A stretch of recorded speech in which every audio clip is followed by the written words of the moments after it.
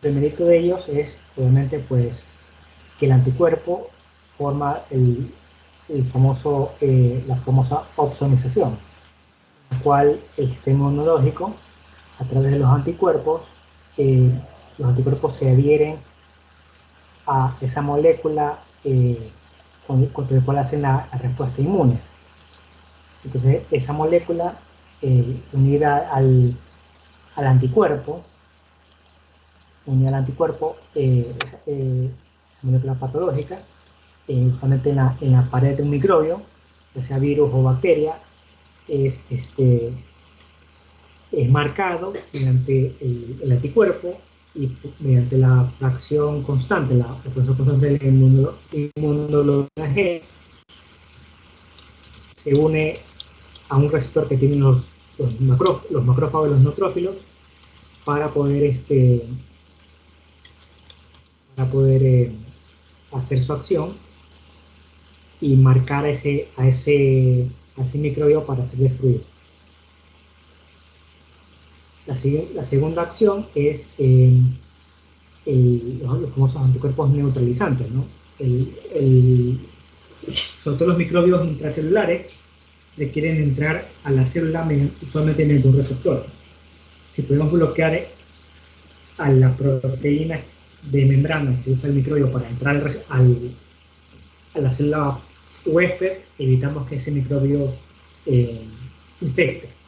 En ocasiones también ciertos microbios extracelulares, pero que pueden pasar a través de un tejido, también podemos bloquearlos, ¿no? Luego tenemos que se activa la citólisis, la citotoxicidad de los natural killers mediante la unión de anticuerpo a la célula diana. Y tenemos también que el complemento se puede activar de distintas maneras, sobre todo la vía clásica, ¿no? La vía clásica que termina formando un complejo de ataque a la membrana, formando un poro y la bacteria o microbio se muere. Y por último, pues también el complemento, junto con la fumina C3A, va a activar la inflamación. Tenemos aquí a diferentes tipos de isotipos de inmunoglobulinas. Sabemos que la G va a neutralizar los microbios y sus toxinas, es el efecto neutralizante, causa la opsonización de células infectadas o de microbios para que sean más fácilmente digeridos fagocitados por los neutrófilos y macrófagos. También tenemos que favorece la citosidad dependiente de anticuerpos activados en natural killers. Es el anticuerpo que puede atravesar la barrera placentaria y pasar de la madre al feto. Y también está presente en la leche materna, ¿no? Además, como vimos al final de la clase pasada, esos inmunocomplejos, por retroalimentación negativa, inhiben la activación del linfocito B. En cambio, el IgM, que son anticuerpos de células plasmáticas de vida corta, y la IgM, afinidad baja, lo que hace es activar la vía clásica de complemento, como es un pentámero, puede aglutinar hasta 10 microbios, 2 por cada anticuerpo, por cada molécula de anticuerpo. La IgA está presente en las mucosas, y la IgE es la defensa frente al alimento. ¿Aquí hay alguna pregunta?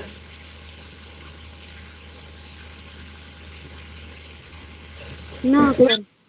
Bueno, todos estos mecanismos los iremos viendo a lo largo de esta clase. Entonces tenemos Doctor, usted mencionó una pregunta, perdón, una proteína con la cual el microbio ingresa a la célula.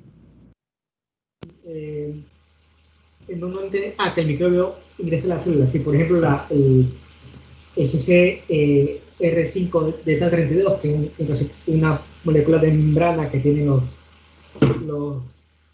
las células dendríticas, si podemos evitar que el virus de SIDA, como tienen esa variante mutante de estas personas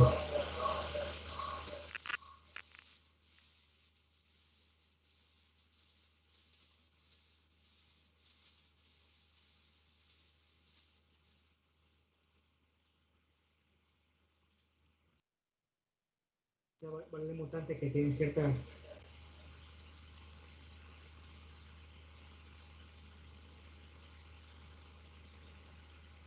ciertas personas, si tienen una copia materna y paterna, son inmunes al SIDA. Si pudiéramos hacer un anticuerpo contra ese receptor,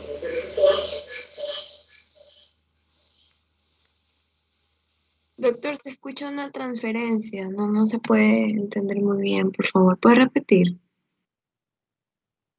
sí, que esa molécula que tienen las células dendríticas, el CR5 de la 32, es por donde entra, por el CCR5, es por ahí donde entra el virus del SIDA para infectar a las células dendríticas que le van a presentar los antígenos del virus del SIDA a los, a los linfocitos, ¿no? Y el linfocito pues permite que ingrese el virus del SIDA, con lo cual se infecta y el virus del SIDA lo secuestra para producir sus moléculas.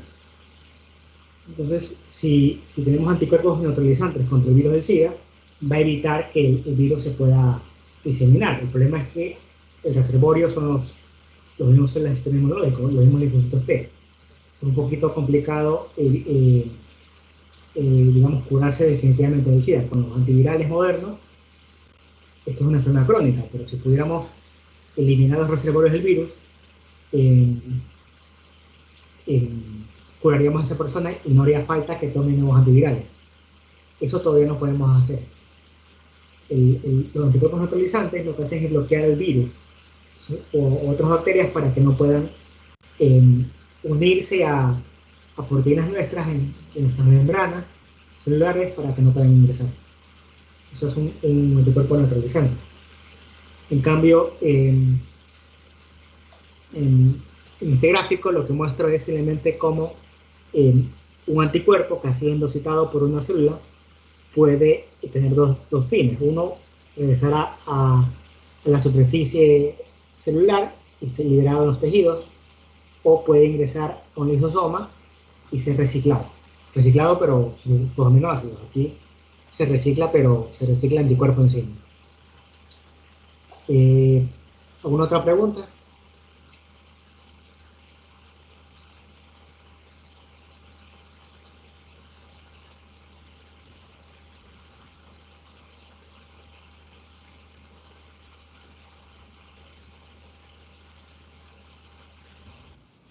No, doctor, parece que no. Okay. Entonces seguimos con, digamos, estas proteínas, ¿no? Los famosos anti-TNF, ¿no? Es decir, los anticuerpos monoclonales. Tenemos de dos tipos. Los verdaderos anticuerpos monoclonales que terminan en MAP, porque son monoclonal antibodies. En cambio, estos que son receptores solubles terminan en CET, porque son receptores solubles, ¿no? Estos de aquí, los verdaderos monoclonales en la fracción constante, es una inmunoglobulina G, pues tiene esa acción que veremos que es muy útil para activar el sistema inmunológico, ¿no? Y, digamos, el infliximab, que es uno de los anti-TNF más viejos, se usa desde el año 98. En cambio, el etanercept, digamos, esa estructura es una proteína de difusión, y digamos, tiene ciertas otras propiedades, ¿no? Sabemos que el infliximab actúa contra el TNF alfa y beta, el etanercept solamente contra el alfa. Sabemos, por ejemplo, que en estudios inicialmente con el certolizumab, que era un anticuerpo monoclonal que esta parte estaba pegilada, con lo cual, al carecer de fracción FC, no podía atravesar la barrera placentaria, y fue el primer anti-TNF, el único anti-TNF que tiene el estudio, que demuestra que pues es solamente seguro en el embarazo, porque no pasa para nada el feto. Y lo mismo en leche materna.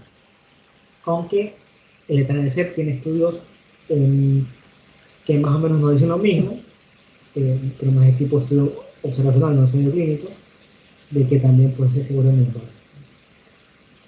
El etanercept también tiene unas propiedades, por ejemplo, este es el único anti-TNF que no funciona ni un poquito para enfermedades inflamatorias intestinales.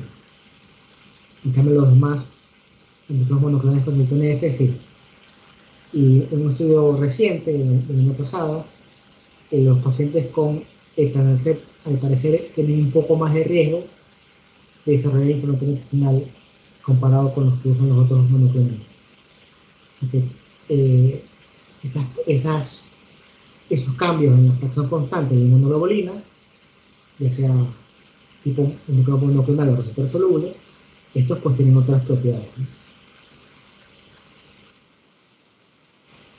Estas propiedades inmunogénicas. De hecho, también los famosos anticuerpos antifármacos son menos probables en los receptores solubles, son menos inmunogénicos. ¿Usted tiene una pregunta?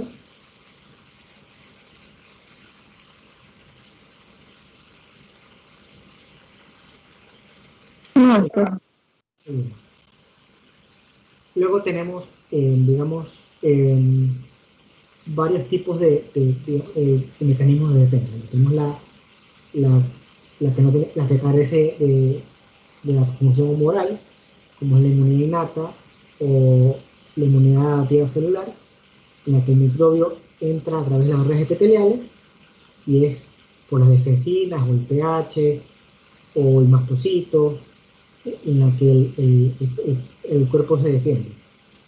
En cambio, en los pacientes con inmunidad humoral, imagínense la inmunoglobulina A, que se puede unir al microbio en las mucosas, en la que la IgA se transporta de manera activa de la sangre hacia el epitelio de la mucosa. Nótese que los pacientes con inmunodeficiencia por déficit de IgA, pues obviamente tienen más infecciones respiratorias y digestivas a repetición. Luego tenemos que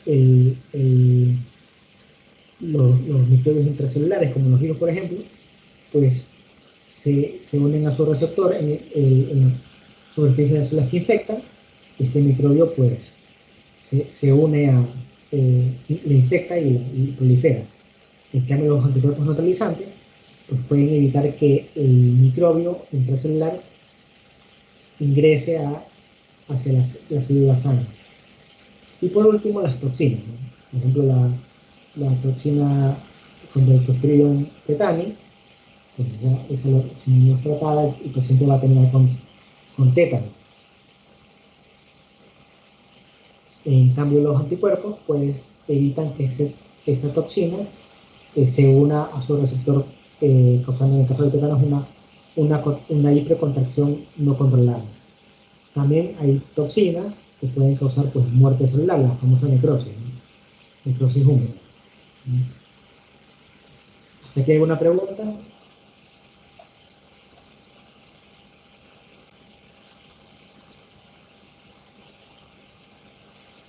No, doctor. Y aquí tenemos pues estos, cómo se da la opsonización.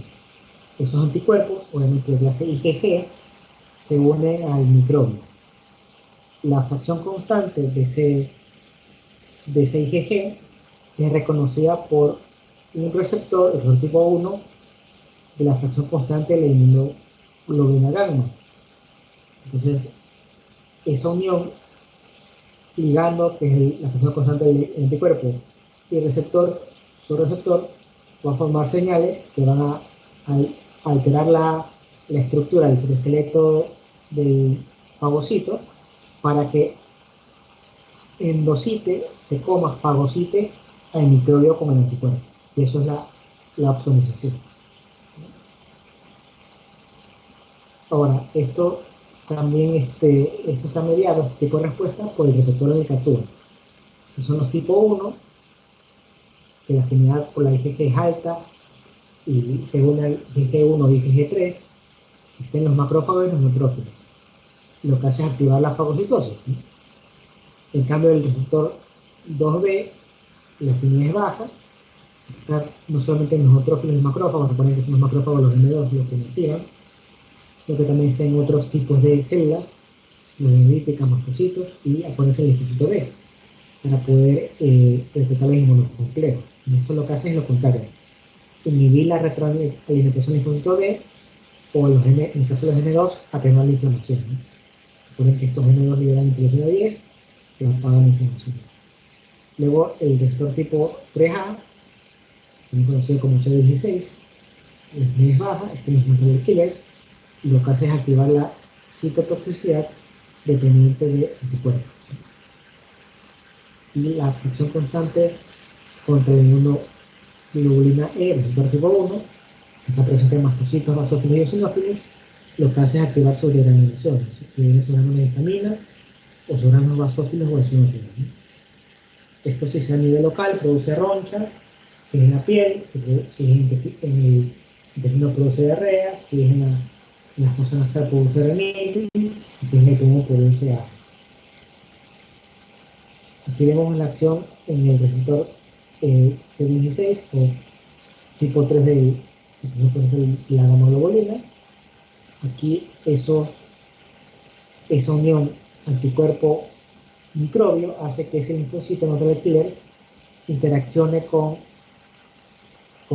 esa célula probablemente infectada y la destruya, no tenemos apoptosis, las famosas enzimas, ¿no? Como hace también los TCD8. Los T natural killers son análogos a los CD8 tóxicos, pero pertenecientes directamente a la inmunidad innata. El sistema inmune adaptativo puede potenciar esta acción del sistema inmune innata. ¿Hasta aquí alguna pregunta?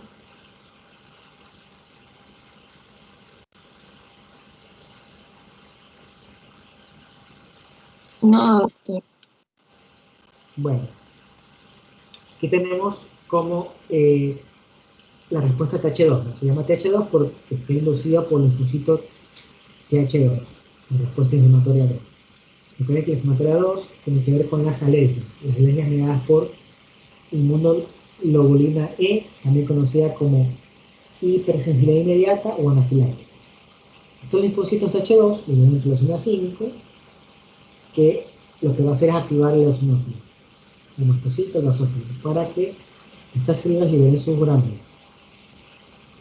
Estos gránulos van a ser liberados en respuesta al que estos eosinófilos reconozcan mediante este receptor a la inmunoglobulina E unida del MIN, ¿verdad?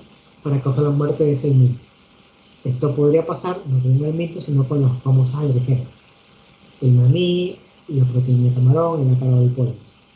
Y dependiendo por dónde entre el alergeno, da uno u otro síntoma. Aquí tenemos la famosa cascada de complemento. Recuerden que hay 3 vías. La vía que más conocen ustedes es la vía de la lectina, en la que la manosa presente en las proteínas, en las paredes de los procariotas, es reconocida por la lectina, que es una glutinina que se va a unir con esa molécula. La lectina es reconocida por el complemento para iniciar una cascada que inicialmente forma esta subunidad, una polimerización, y por la C3 convertasa va a hacer que el C3 se une a este complejo y se divide en 3A y 3B. El 3B tiene ciertas funciones que vemos viendo que tiene el complemento, y el C3A siempre tiene la misma función: liberar citoquinas inflamatorias. Las citoquinas inflamatorias traen más complemento, traen más anticuerpos, traen más neutrófilos macrófagos y traen más linfocitos, ¿no? Y en el caso de la vía lectina, lo que hace es que esta polimerización forma el famoso complejo de ataque a la membrana. Lo mismo lo puede hacer el anticuerpo. El anticuerpo de clase IgG puede ser también M, pero sobre todo más eficaz es el IgG. Mediante el C1Q, que está activado, va a formar lo mismo, una dimerización del C4 con el C2, con el C4B y C2A. Esta unión, mediante la C3 convertasa, va a activar el C3, para que se formen C3B y C3A. C3A va a funcionar para que el C3B va a formar, que se añade el C5 para formar el último paso para la activación del complejo de ataque a la membrana.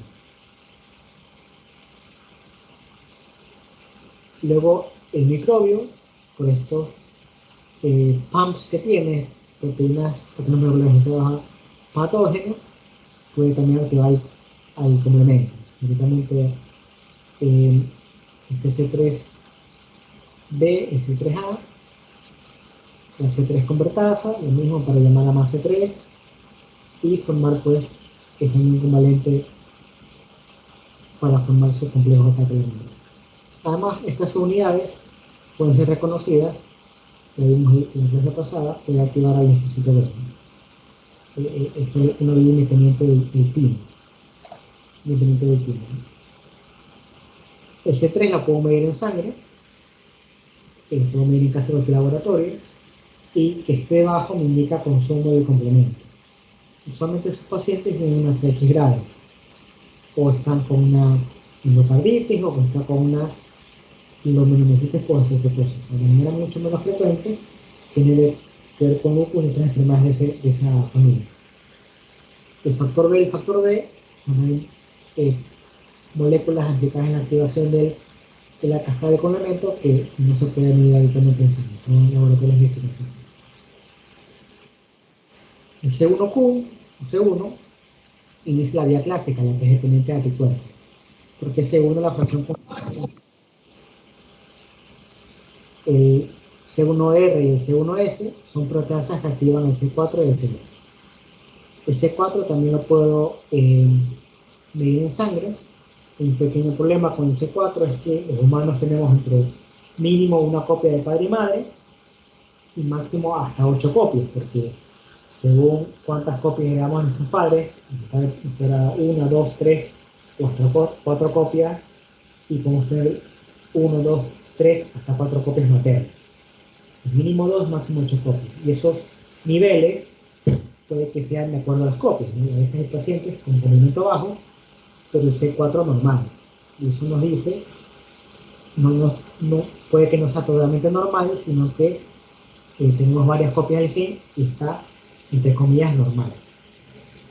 También deben recordar que el C3 y el C4 son también reactantes de fase y el hígado los fabrica en respuesta a la inflamación. Pero más inflamación, más fabrica estas proteínas. El C2 no lo puedo medir, tampoco puedo medir la leptina. ¿En qué concluyen este complejo C3B, BB, C3B y C5? El C5 va a activar la inflamación, pero esta C5B va a llamar a otros proteínas de complemento C6, C7, C8, C9, que van a formar el famoso complejo de ataque a la membrana, que es básicamente un hueco, un tubo, forma un hueco en la pared celular, ya sea de un microbio o de una célula nuestra infectada o tumoral. ¿Y qué va a pasar con esta célula? Se va a morir. Porque ese poro le altera la hemostasis y por eso la célula se hincha y muere. C5, C6, C7, C8, C9 son componentes de este complejo de ataque a la membrana, lo que hay que saber que inician esa polimerización. No son cosas que puedan medir en sangre. Así que, ¿para qué sirve el C3B? El C3B también es una forma de opsonizar el microbio. Es reconocido por un receptor que tienen los macrófagos, los neutrófilos, que conocen el C3B y lo endocitan, ¿no? Una forma de opsonizarlo. El famoso complejo de ataque a la membrana, que ya lo vimos en la postura anterior, que forma una lisis osmótica del microbio. Y estas unidades C3A y C5A van a ser reconocidas por ciertos receptores en células de los epitelios y van a perpetuar la inflamación. ¿Hasta aquí alguna pregunta?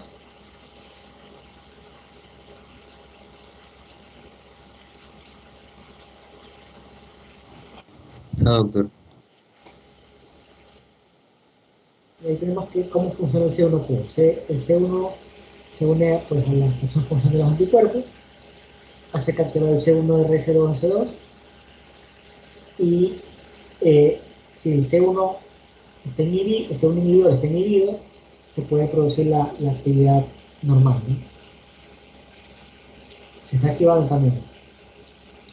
¿Sí? Entonces, si se activa, formulación de C4B2A, C3B, y esto pues va a formar la famosa completasa del C3A para que el C3A se transforme en C3A y C3B.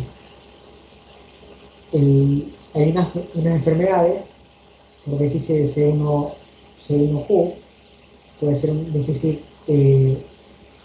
funcional debido a que el inhibidor no existe y se puede activar de manera automática esta vía, la vía clásica, sin anticuerpos, o hay anticuerpos contra el C1Q, lo que viene a dar lo mismo.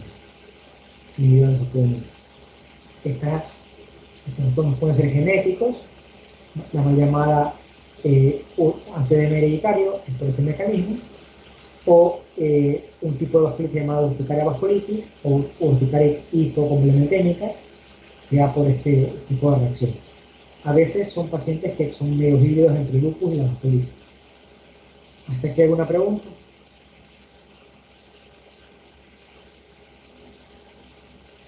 No, doctor. Y el C1Q lo puedo medir en sangre, los otros factores no puedo medir, ¿no? Es raro pedir C1Q en pacientes con urticaria. Estos otros cofactores no los puedo medir, es de mucha importancia el CD58 y CD59. Esto lo puedo medir por citometría de flujo, indicar el aparato que me mide cuántas células tienen esto. Y esto es importante porque hay una causa adquirida en la cual solamente un humano anciano, un adulto mayor, deja de tener esta proteína de membrana en la superficie de su célula. Y esto que actúa como un inhibidor del complejo de ataque de la membrana, al carecerlo, estos pacientes presentan hemólisis, la famosa hemoglobinura paroxística nocturna.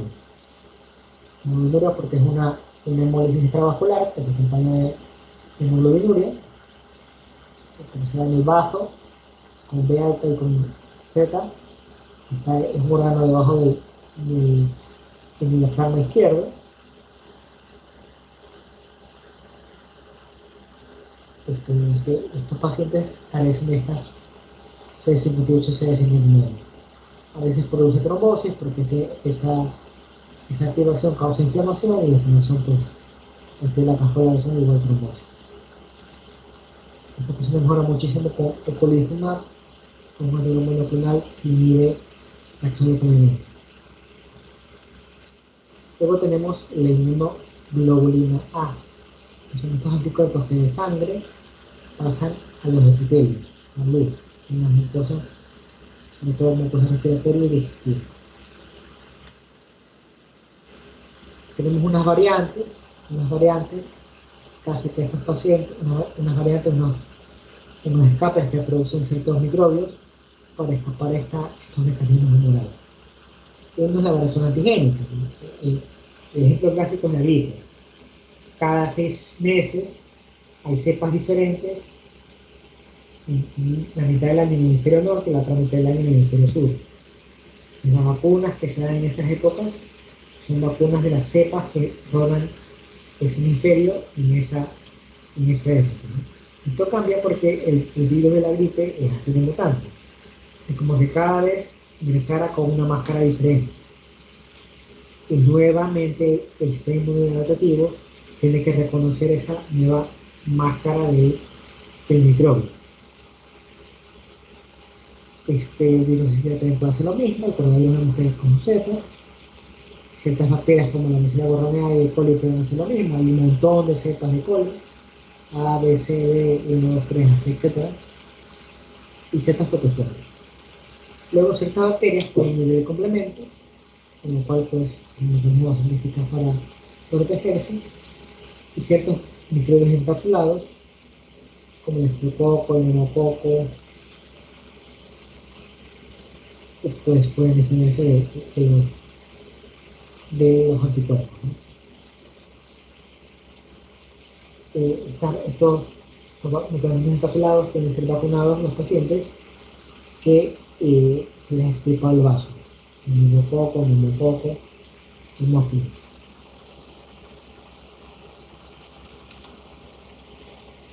Ahora hablaremos un poco de vacunas. Los primeros son las vacunas de virus vivos o atenuados y de organismos vivos, que por cierto tienen una contraindicación en pacientes con inmunosupresión, ¿no? Corticoides altas, pacientes con medicación inmunosupresora, porque estos mecanismos, esos microbios vivos, pero atenuados, pueden reproducir en el cuerpo de esos pacientes y causar una grave infección.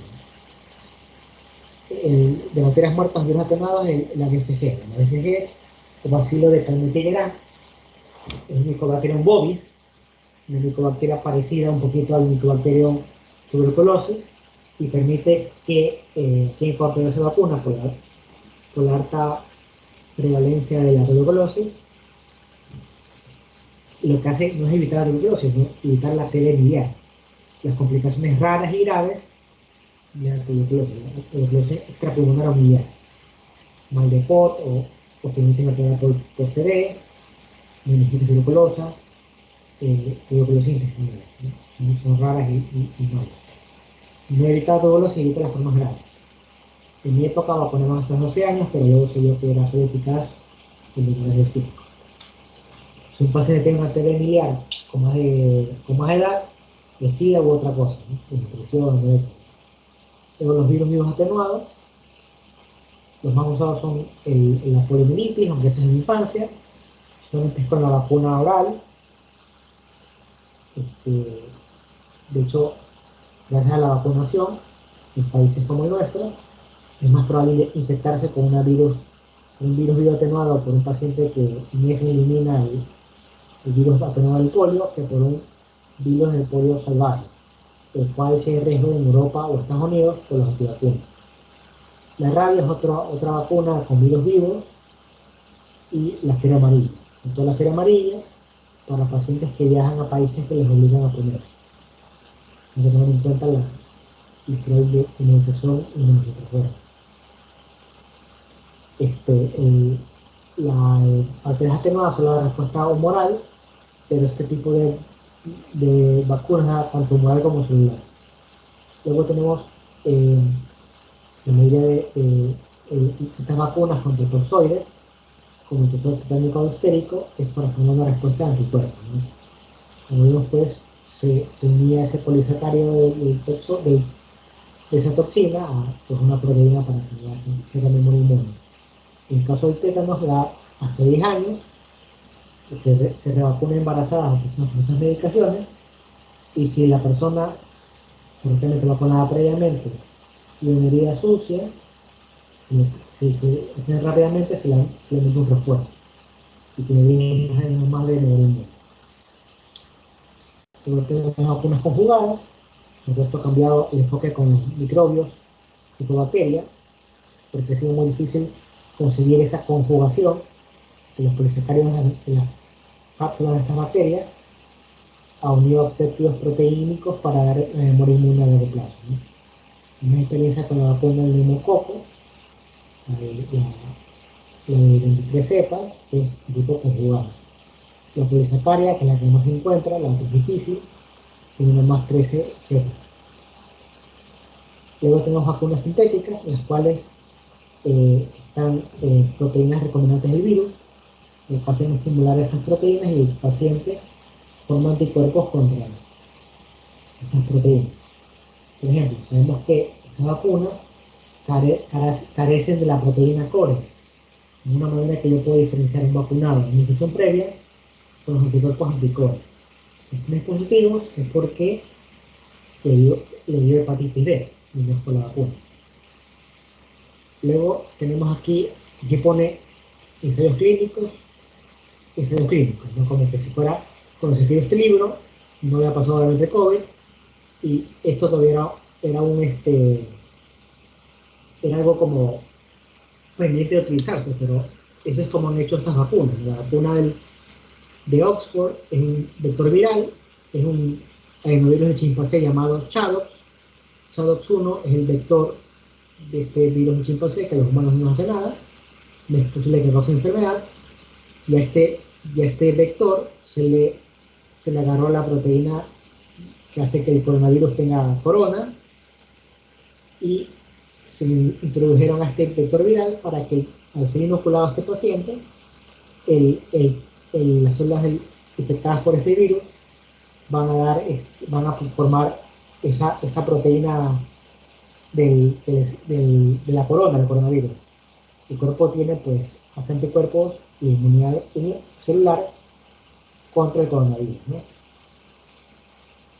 Entonces, esa es la novedad, ya no es una posibilidad, sino que es una realidad. Esta vacuna puede ser conservada a temperatura de los congeladores que ahorita tenemos en casa, ¿no? En cambio, la vacuna contra el Pfizer, la de Pfizer es un vector de DNA, ¿no? Es una molécula de RNA. Entonces, por eso es que tiene que estar a muy bajas temperaturas, porque si no se desnaturaliza. Entonces, ese RNA es adquirido por nuestras células, y nuestras células van a formar esas spike, esas proteínas de coronavirus, que forman la corona, y nuestro sistema inmunológico va a hacer respuesta celular contra estas proteínas y respuesta humoral. Así es como actúan las vacunas. Actualmente para el coronavirus tenemos este tipo de DNA o RNA, que son las de Pfizer, Moderna, vectores virales que son las de Oxford, Johnson & Johnson, CanSino, Gamaleya. Tenemos la de proteínas recombinantes, la de Novavax, y virus inactivos o virus debilitados, como la de Sinopharm y la de Sinovac, que son las chinas. ¿Hasta aquí hay una pregunta?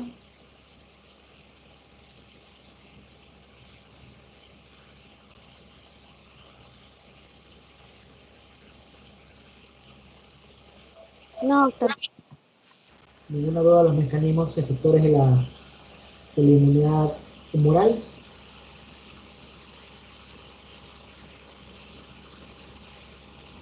Doctor, ¿usted cuál cree que sea la más beneficiosa? No le escuché la pregunta, ¿puede repetirlo? ¿Usted cuál cree que sea la más beneficiosa de las vacunas? Bueno, primero la que consiga primero. Probablemente en el call lleguen la de Pfizer primerito antes que la de Oxford. La de Pfizer tiene un 95% de efectividad, la de Oxford tiene 70 con 2 dosis y 90 con la primera dosis completa y la segunda la mitad. No sabe muy bien por qué dando la mitad la respuesta es mayor, ¿no? Puede ser por el tema esto de inmunidad completo. Pero bueno, Doctor, ¿sí? otra pregunta. Con respecto a la vacuna de Pfizer, se le considera que tiene que estar a una temperatura extremadamente fría, pero al momento del traslado de, qué sé yo, de otro país a Ecuador, obviamente la temperatura de aquí va a ser un calor, ahorita es un calor intenso, y con el hecho de que no hay las medidas, por decirlo así, de protección para la vacuna, ¿qué tan efectiva viene a ser en ese caso?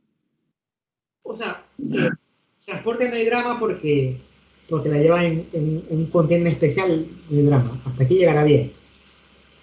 Los institutos de higiene sí tienen el congelador a menos 70. El tema es que hay que ver que los sitios donde van a administrar la vacuna tengan el congelador a menos 70. A ver, tampoco es tan complicado. Puedo conseguir nitrógeno líquido y el nitrógeno líquido me consigue temperaturas entre menos 70 y menos 80. O sea, lo que pasa es que, claro, el nitrógeno líquido cuando pierde la frialdad, pues se va, deja de conservar esa temperatura, ¿no? Para una investigación que estábamos haciendo con la Sociedad de Reumatología, prácticamente solamente conseguimos congeladores en la Católica y en la Espolia. Además, nadie más tenía congeladores en los 70. Nadie más. O sea, el Instituto de Higiene, ¿no? Entonces, es cuestión de que lo compren, ¿no? Tampoco es muy difícil. Son caros, eso sí, pero se puede conseguir. A ver, entre que tampoco es que apenas me la saco del congelador se muere en un segundo, pero no puedo hacer como otras vacunas, que las tengo en una hielera. Eso o sea, no las puedo tener mucho tiempo. Si las saco en la mañana, puedo ponerlas en la mañana en una hielera y esas ponérselas. Pero tienen que ser usadas inmediatamente. Cosa que con las demás vacunas no hace falta una cadena de frío tan estricta. Es mucho más fácil para nosotros, además estamos acostumbrados a ese tipo de cadena de frío, la de Oxford. La parte es más barata. Pero bueno, hay que ver la que consigamos. Gracias. Además es fácil medir la respuesta. Si hace anticuerpos, le funcionó. Si no hace anticuerpos, no le funcionó. ¿Más preguntas?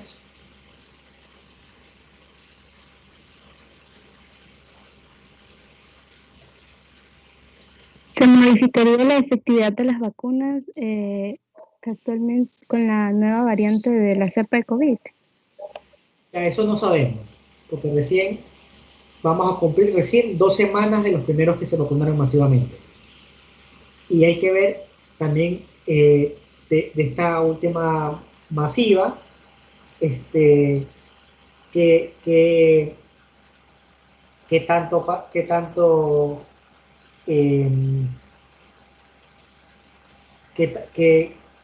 quién se infecta con la nueva cepa, y en los que se vacunaron previamente, en los estudios fase 2 y fase 3, si se han reinfectado y si es por la nueva cepa. Eso no sabemos, no lo sabemos realmente. Hay dos teorías, las dos teorías son contradictorias. Que la vacuna va a proteger o que la vacuna no va a proteger por ese cambio de antígeno. No lo sabemos. El tiempo lo dirá. En todo caso, la de ChAdOx y la de RNA tienen la capacidad de ponerle la nueva secuencia y ya está. El tema es que la nueva cepa, ver si realmente tiene proteínas de la corona muy diferentes al original. Eso todavía no lo sabemos. ¿Más preguntas?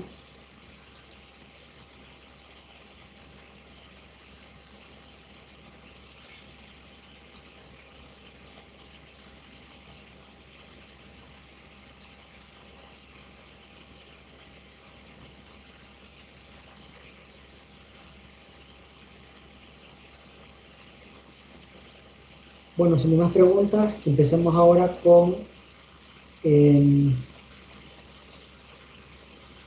con con la tutoría. Lo que ahora quiero que hagan es que entreguen sus correcciones. Bueno, lean las correcciones que recibieron la semana pasada, cada grupo, y la toman en cuenta para reescribir su borrador. Entonces, ese borrador reescrito lo van a usar, lo van a subir hasta antes de las 5 de la tarde, en Moodle, que les estoy ahorita gestionando una tarea. Entonces, en grupos leen esos comentarios y los toman en cuenta, ¿no? Si son pertinentes y relevantes, y van viendo ese tema. ¿Alguna pregunta de esta tarea?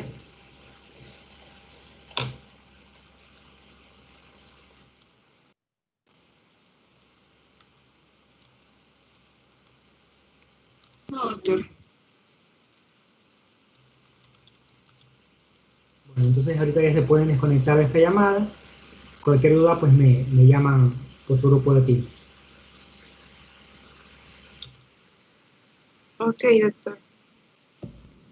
Sí, doctor, gracias. Gracias.